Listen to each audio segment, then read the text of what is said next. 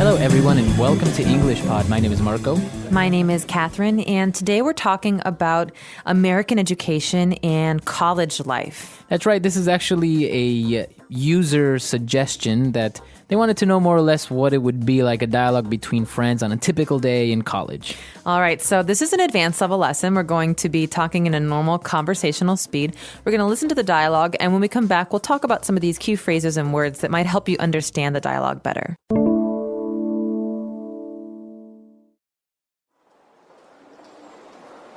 Hey, Jordan, is that you? Long time no see. Oh, hey, no kidding. I haven't seen you since orientation 3 months ago. So, how you been? Settling into college life okay? Yeah, I think so. I pledged Phi Iota Alpha, so I'm living at the frat house now. Oh, so you're a frat boy now, huh? Yeah, I know. It's totally cliche, but really, I think it's been a good decision. Got a lot of support and good suggestions from the guys. What about you? What have you been up to? Well, not much. I'm still living at home and commuting to school. I ended up dropping that metalworking class I was so excited about. It just wasn't as interesting as I'd hoped. The guidance counselor suggested that I focus on my prerequisite courses so that I can make sure the credits count. That sounds smart, but kind of boring. Yeah, it is, a little bit. I joined the Great Outdoors Club, though, which has been a lot of fun. We've gone on 2 camping trips already, and I've made some good friends. That's cool. Hey, so have you decided on your major yet? Definitely pre-med. What about you? I still have no clue. But we don't have to declare a major till our sophomore year, so I've got time. Oops, I'm late for class. Gotta run. Okay, take care. Hey, nice running into you. Yeah, you too. All right, we're back. So now let's start with all these words and phrases on language takeaway. Language takeaway. So, hey Jordan, is that you? Long time no see. I love this phrase. Right, this phrase, long time no see, which if you look at it, it doesn't really make sense. It looks like we're missing a couple words. It looks like an incomplete sentence. Yeah, like the subject. Who? Right. I haven't seen you. You haven't seen you. What? Right. So really, the meaning of this is I haven't seen you in a long time. That's right. And actually, I've heard that this phrase was taken from Chinese. I've also heard that. So it's kind of like pidgin English. And now it's very, very common in English to say Right. this. You say this with your friends. It's very casual. And yeah, long time no see. Because if you translate this literally to Chinese, it makes sense, Yes, right? it does. Mhm. So it's interesting. All right, so we haven't seen our friend in a long time. And he's like, yeah, no kidding. You know what? I think it's been since orientation. So what is this orientation that he's talking about? Now, this is an important part of the average American college experience. Orientation is a special time, maybe for 1 week or a couple of days, at the very beginning of your first year of university. Okay. All right, so my first week of school, I didn't have any classes, but I went to school, and with all of the other first-year students, we're called freshmen, I had to do activities and meet people and sign up for classes. And basically, orientation is a time when you learn about a new system or a new program. So how it works, because, you know, maybe you don't really know yet how to pick your classes or where the dorms are or how the meals work if you have to go to the cafeteria, etc., right? Exactly. And it comes from the verb to orient. So I orient myself by facing the right direction. So orientation is really about teaching you how to start in a new system. Okay, very good. So, that was 3 months ago, and a lot has happened. Our speaker says that he pledged Phi Iota Alpha. What is this to pledge in this? Now, this is Greek as well. Yeah. Phi Iota Alpha is Greek, and this means that we're talking about a fraternity. So fraternity is a group of boys, a sorority is a group of girls, and these are communities, so social societies, that you have to apply to be a member of. But So- we don't say apply. Right, you pledge. You pledge. So it's like I pledge allegiance. You say, I want to be in your group. I want to be in your fraternity. And so you will have to do special things to become a member. So the verb to pledge would be to basically to promise something honorably or faithfully, right? Exactly. And that's the nice way of putting it. But generally, when you talk about sororities and fraternities, these upperclassmen, so third, fourth year students, they make the students who are pledging do very weird things. So as you said, this is for these two guys. This is for a fraternity. But if it's this type of club for girls, it's called a Sorority. Okay, so it's different. So I'm pledging this sorority. That means I'm trying to become a member of this sorority. So I think it's worthwhile mentioning many of you have probably seen it in movies, these fraternities or sororities, and they all have names based on the Greek alphabet. Right. So the letters Phi, Iota, Alpha, or Kappa, Kappa, Gamma, these are the letters that are basically represent the name of the fraternity. And what's interesting is that maybe I am in Kappa, Kappa, Gamma at my school. There's another school with another Kappa, Kappa, Gamma. We're all related. It's the same social community. So they sometimes do events together, things like that. So actually these fraternities or sororities, it's not independent to a school. It's actually like a wide network of people that belong to this club. Exactly. It's a national network usually. So it's kind of like being in the Boy Scouts. Yeah, similar, except the activities are much different. That's right. So these people, they may live at the frat house, like in this dialogue. He's living at the frat house. Now remember here, fraternity, that becomes frat if we're talking colloquially. So the frat house is the fraternity house. It's where those boys live, but only the Phi Iota Alpha boys. Right. So no one, if I have a friend and he's not Phi Iota Alpha, then he can't live there. Exactly. And we have a similar thing for girls. That's the sorority house. Okay, very good. So a frat house is the fraternity house, basically like their club house. Where they live, though, yeah. Right. And so sometimes guys that belong to fraternities, they're referred to as frat boys. Hey, frat boy. Yeah, so fraternity boy. This is not always the nicest thing to say. It's got a negative meaning because a lot of the activities that frat boys do stereotypically involve lots of drinking and maybe being loud. So frat boy is someone who's in a fraternity, and it's usually a critical way of talking about those guys. So this whole fraternity, sorority thing, as he said, is a little bit cliche, right? Yeah, this is a great word. I use this a lot, actually. So something that's cliche would be almost what's expected, Right. But in a bad way, right? Right. And so you joining a fraternity is a little bit cliche because it's kind of like... it's what everyone does in the movies and on TV. Right, Like, I'm going to college. I'm going to join a fraternity. It's almost like boring. It's so normal. Right. But you could also say that like that movie, at the end of the movie, the man and the woman, they fought, but then they got back together. It's so cliche. Right. So it's something that's overused, expected, Yeah. very typical. Uninteresting, yeah. Uninteresting. Okay. So we have a cliche. We're saying that a fraternity is cliche. Now, the other guy, on the other hand, is living off campus. He lives at home, but he said he commutes to school every day. So he says, I'm commuting to school. This is interesting. Now, in America, there's usually two options. One is to live on campus. That means to live at your university in a dormitory or an apartment.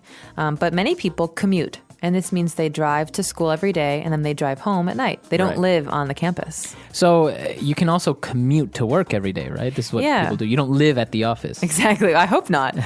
No, this is a common thing. People will drive to work and you might ask them, how long is your commute? So you say, 1 hour. That means I drive 1 hour to work. So if I take the bus or the train, the subway, is that also commuting? It is. It doesn't matter how you do it. It just means you don't live where you work or where you study, so you have to travel there by some means of transportation. Okay. So, well, now going back to the academic aspect of this dialogue, he said that he ended up dropping a class. Okay, so to drop means to stop attending a class. Maybe you don't have enough time, maybe you don't like it, but to drop a class means you will no longer study, you will not take the tests, you will not get a grade. It's the opposite of to sign up for a class or to Right. register for a class. So the difference between dropping a class and failing a class is that basically you're making the decision to not go there anymore. Exactly. And usually there's a time you can do this. So for the first 2 weeks, you can attend classes. And if you don't have enough time or you don't like a class, you can drop the class. But if you stay in the class, you just don't come or you do very poorly on your tests, that's called failing. So there are some classes, because I don't know, can you drop any class or do you have to take them at some point? That's a good question. That's our next phrase. That's a prerequisite course, right?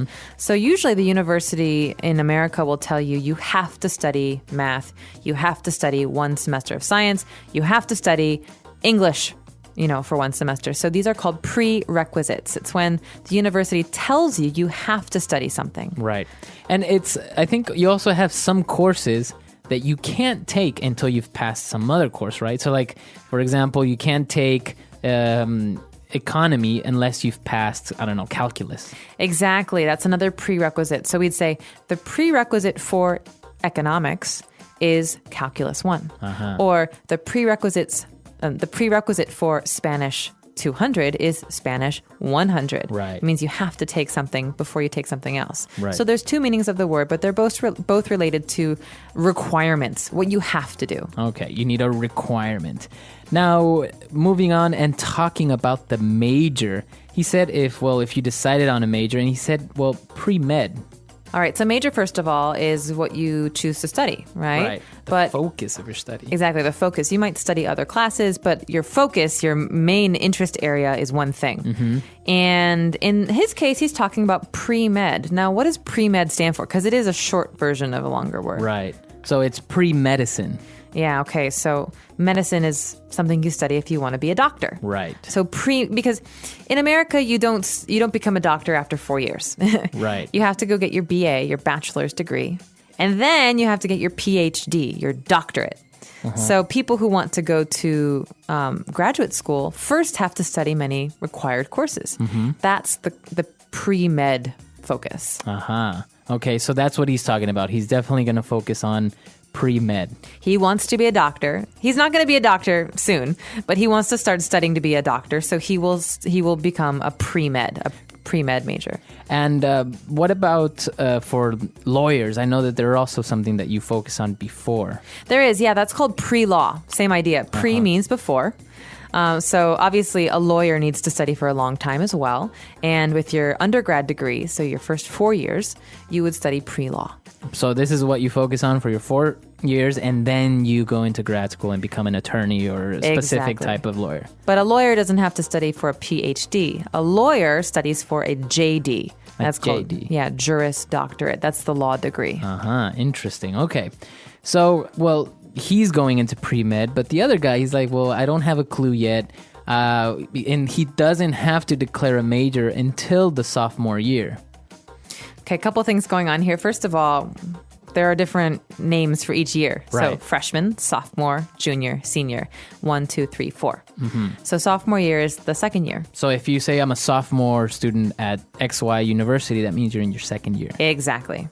And he says that he doesn't have to declare a major until his second year, till his sophomore year. And this phrase, to declare a major, is very important. It means that you will tell the university what your focus will be. Right. And you have to do this. You can't just go to school and then graduate. You have to say, I will focus on this, because every major has what we just talked about, prerequisites. Right. So, but in this first year, you don't have to tell the university yet what you want to study. Maybe you take a variety of courses and then you tell them, okay, now I'm going to focus on this, right? Exactly. That's what I did. And that's very common for liberal arts schools. Maybe if you're in a specific trade school or you're in a certain track, you would have a different situation. But for me, liberal arts, I studied history, I studied philosophy, I studied language and literature. And then my sophomore year, my second year, I decided, I will study philosophy. And so you're going to focus on that. Yes, one thing. So it's interesting because in many other countries, the education system requires you to declare your major before you start studying, right? You say, I'm going to study business, and then your 4 years are around that. Whereas in some places in the United States, or for some majors, you don't have to do that. That's true. And I've also heard in England, for example, you have one area of study, one major, and that's all you study. Right, because in the U.S. you can get a major in history with a minor in philosophy, right? Exactly. I was the opposite. I had a major in philosophy and a minor in history. So major means something bigger, more important, and minor is smaller or less important. And a minor is your second field of study. So you take fewer classes, but you still know something about that. But do they always have to be related? Because, like, for example, can you be a major of philosophy with a minor in, I don't know, astronomy or something like that? Absolutely. Something like pre-med, so medicine, it's hard because there's so many requirements. Right. But I had a number of friends who are major in computer science and a minor in literature, for example. Really? So you can mix it up at certain schools. Yeah. So what would be the advantage of that, of doing something like that? You know, because most places or most education systems say that or teach that, you know, you should specialize, you should be focused on one area. So if you're in computer science, then you should be focused on that.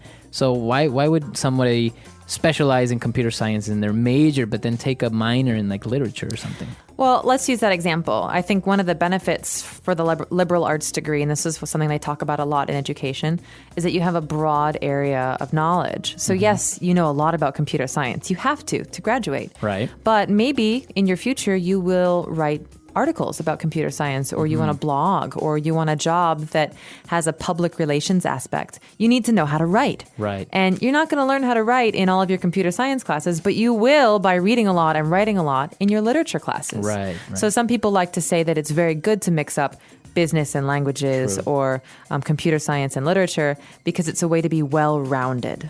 That's right. That's actually interesting because in most places, specifically in the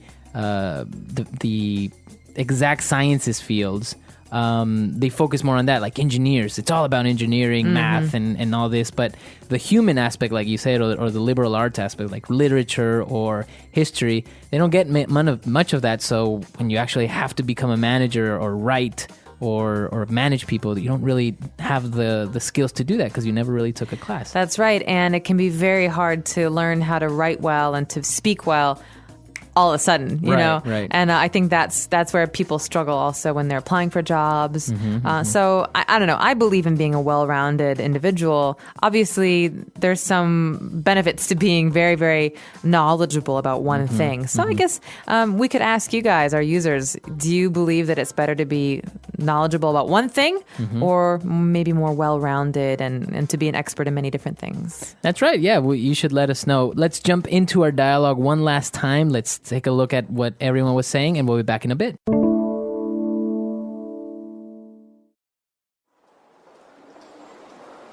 Hey, Jordan, is that you? Long time no see. Oh, hey, no kidding. I haven't seen you since orientation 3 months ago. So, how you been? Settling into college life okay? Yeah, I think so. I pledged Phi Iota Alpha, so I'm living at the frat house now. Oh, so you're a frat boy now, huh? Yeah, I know. It's totally cliche, but really, I think it's been a good decision. Got a lot of support and good suggestions from the guys. What about you? What have you been up to? Not much. I'm still living at home and commuting to school. I ended up dropping that metalworking class I was so excited about. It just wasn't as interesting as I'd hoped.